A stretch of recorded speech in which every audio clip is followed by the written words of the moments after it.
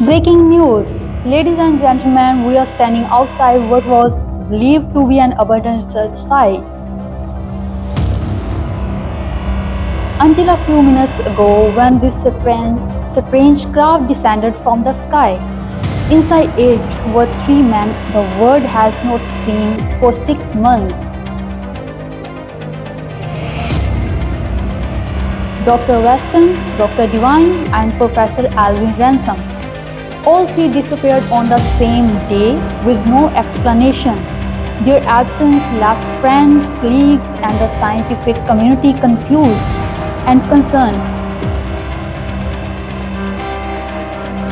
I have been given the chance to speak with them and try to understand what happened during these 6 months. Dr. Weston, you have been missing for 6 months. Where have you been? And what is strange about you have just existed? Well, I don't exactly expect the average citizen to understand, but I have just been on humanity's most important mission yet.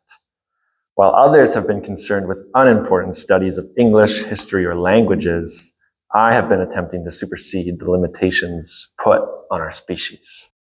Okay, but you haven't still answered my question. Where were you? Right. Well, my colleague and I have constructed a spacecraft which has allowed us to leave the confines of this planet. And we have done this not once, but twice. Nothing in human history can compare to the greatness of what we have just achieved. For we are pushing the human race further along, seeking the immortality that lies within our grasp. So, what did the planet contain, and what about your journey impacted you personally? Well, first off, this was not a personal experience. The planet is but one in a long line of expeditions and travels that humanity must partake in as we continue on and on in the quest for perfection, as seen in the... Yes, you have made that point already. How about a different question? Did you encounter any other life forms? Indeed, we did. While small-minded people like one Dr. Weston would disagree, I found these creatures to be quite primitive, despite their having a sort of sentience. They were subhuman at best, and they were really quite savage. The only course of action to be taken with them is open hostility at this point, if ever I was to return. Wow, at last we get to something interesting. You mean to tell me they were censured, which is nothing short of a miracle, and but they were rather disagreeable? Or what a shame. And as for returning, do you have any plans for a return journey at the moment, Dr. Weston? No, nothing of the sort. According to my colleague, these brutes have some form of atomic energy which will destroy our current spacecraft. And beyond that, I would say nothing short of a full frontal assault could bring the planet into our nation's hands. You are a bit heavy-handed, I dare say, Dr. Weston. What's that they say? When all you have is a hammer, everything looks like a nail. You have no idea the torture we endured. But of course, how could I expect someone like yourself to grasp the magnitude of forces at play? The very existence of our species, need I remind you. As you have said before, no doubt. Well, I shan't take more of your time. May I ask but one more question? What are your goals for the future now they are back on Earth? My goals for the future are never to rest until I see humanity made eternal. I will give myself to the point of death if I must see this achieved. I will not rest. I will not relent. I will not... Right. Well, thank you for your time, Dr. Weston. Alright, now we have a guest who will be joining us in a moment. He never really cared about science nor had any interest. The only thing that interested him are wealth, greed, and status. Ladies and gentlemen, please give a warm welcome to Devine. So, Devine, do you see life other than gaining wealth and status and being mortal? No, all I see is getting filthy rich and going down to the club and having a good time. Oh, now Divine, I just interviewed your companion Weston and he mentioned this great expedition to a new planet. Can you tell us more about that journey? Well, you wouldn't believe half of what I tell you. But know this planet holds endless wealth, and I sought to bring back some of the wealth here to Earth. However, we ran into quite of the complications with the local tribes. They hoard this treasure for themselves and even demand sacrifices from the human race. Dr. Ransom willingly agreed to join us on this trip. Interesting. I will have to talk to Dr. Ransom to hear his side of the story. So, back to this wealth of the planet. What would you then say to the famous saying, money can't buy happiness? Oh, absolutely. Without money or gold, you cannot do anything. We cannot survive in this world. The world is operated through gold or wealth. Without it, I'd be nothing. I would be not even be popular. I would not have this rich mansions, or nor I'll be able to drive those little box thingies with little round black spheres that you call cars. As for this, peace, joy, and a purpose, I could really just care less about these childish emotions. Wow, very touching. How would you describe your relationship with Dr. Weston? Him? He's a useless tool. All he cares about is making discoveries.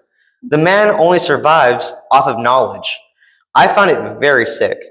He uses people for science experiments, yet this man never takes a break in a day of his life. All he talks about is the future of humanity. I'm guessing your relationship with Dr. Weston is rather subtle. Yes. If it wasn't for wealth and success, what would be another goal you would try to accomplish? If it wasn't for gold or money, I'd rather die. There would have been no purpose if I didn't have any ambition for chasing wealth and success. When was the last time you felt guilty of something? Is there a time in your life where you felt like you were chasing something that is meaningless? You know what? I live to succeed to the very best. I don't care how I do it. I just want to be on top of the world, having the world know who Divine is. All right. Thank you, Dr. Devine. Thank you for your time. And now, the man everyone has been waiting to hear from, Professor Alvin Ransom. Unlike our previous two guests, he seems emotionally stable. Professor, welcome. How are you feeling about after 6 months away? Well, thank you for having me here. Well, considering I was, first of all, kidnapped, shipped to another planet, hunted by creatures I can't even pronounce at first, and almost sacrificed for what Divine kept calling gold, but like space gold, I would say I'm doing pretty all right. But jet lagged from the solar system, that's new. Okay, let's start at the beginning. You disappear first. How exactly did Weston and Divine drag you into this? Dragged is pretty generous. Kidnapped is more accurate. I was out for a peaceful walk, doing my professor things, when Divine popped up like a sales rep, and all of a sudden, I'm shoved into a spacecraft. Divine's counting money, and Weston's making speeches about destiny of mankind, and I'm just in there wonder if I even locked the front door. Once you landed on Melkandra, what was it like? Honestly, it was terrifying. Beautiful, don't get me wrong, but terrifying. Weston was ready to attack anything that moved. Divine was trying to calculate the value of rocks, and I mostly try not to die.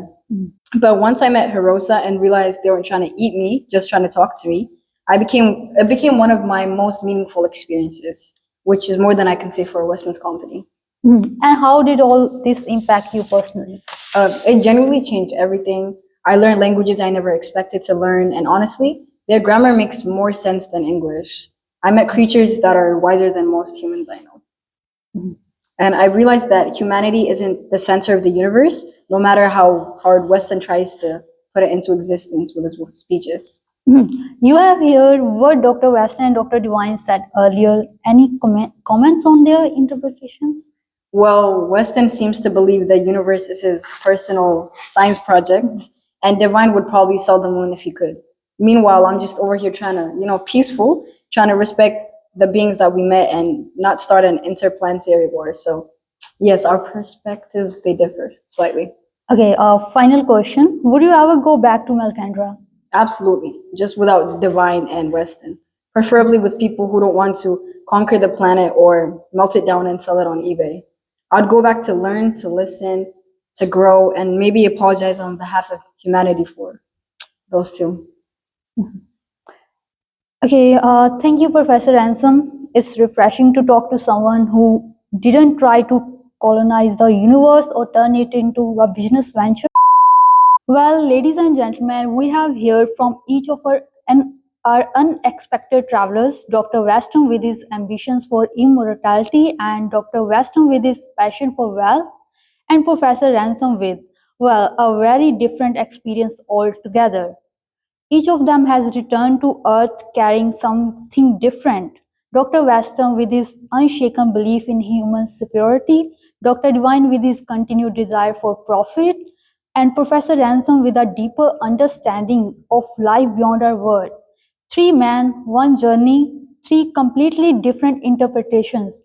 Whatever truly happened on Mulcandra, their return reminds us that even the same experience can shape every person in a unique way. Thank you, Dr. Devine, Dr. Weston, and Professor Ransom.